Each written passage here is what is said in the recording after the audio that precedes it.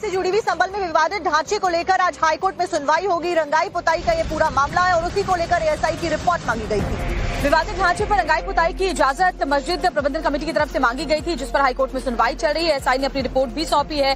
विवादित ढांचे की रंगाई पुताई पर एएसआई की जो रिपोर्ट पहले सामने आई थी, उसमें कुछ जो बिंदु थे उसमें साफ साफ इस बात का जिक्र था कि विवादित ढांचे पर रंगाई पुताई की जरूरत नहीं है। पहले भी रंगाई पुताई की गई है, सिर्फ थोड़ी सी साफ सफाई की जरूरत है। ऐसे में देखना होगा आज क्या निकलकर सामने आता है। और देखिए, क्योंकि रमजान का महीना, ऐसे में लाइट्स लगाने के लिए और साथ साथ में रंगाई पुताई करने के लिए परमिशन मांगी जा रही थी, उसी को लेकर एएसआई की रिपोर्ट इलाहाबाद हाईकोर्ट में मांगी गई थी। इस मुद्दे में इलाहाबाद हाईकोर्ट में एएसआई को एफिडेविट दाखिल करना है, जिसमें कोर्ट को बताया जाएगा कि विवादित ढांचे पर रंग रोगन या फिर सजावट रोशनी की जरूरत है या फिर नहीं है।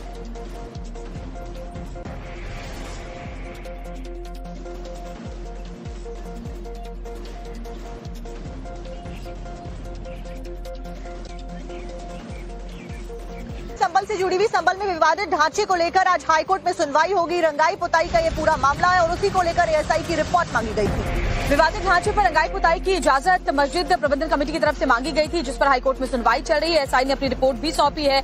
विवादित ढांचे की रंगाई पुताई पर एएसआई की जो रिपोर्ट पहले सामने आई थी, उसमें कुछ जो बिंदु थे उसमें साफ साफ इस बात का जिक्र था कि विवादित ढांचे पर रंगाई पुताई की जरूरत नहीं है। पहले भी रंगाई पुताई की गई है, सिर्फ थोड़ी सी साफ सफाई की जरूरत है। ऐसे में देखना होगा आज क्या निकलकर सामने आता है। और देखिए, क्योंकि रमजान का महीना, ऐसे में लाइट्स लगाने के लिए और साथ साथ में रंगाई पुताई करने के लिए परमिशन मांगी जा रही थी, उसी को लेकर एएसआई की रिपोर्ट इलाहाबाद हाईकोर्ट में मांगी गई थी। इस मुद्दे में इलाहाबाद हाईकोर्ट में एएसआई को एफिडेविट दाखिल करना है, जिसमें कोर्ट को बताया जाएगा कि विवादित ढांचे पर रंग रोगन या फिर सजावट रोशनी की जरूरत है या फिर नहीं है।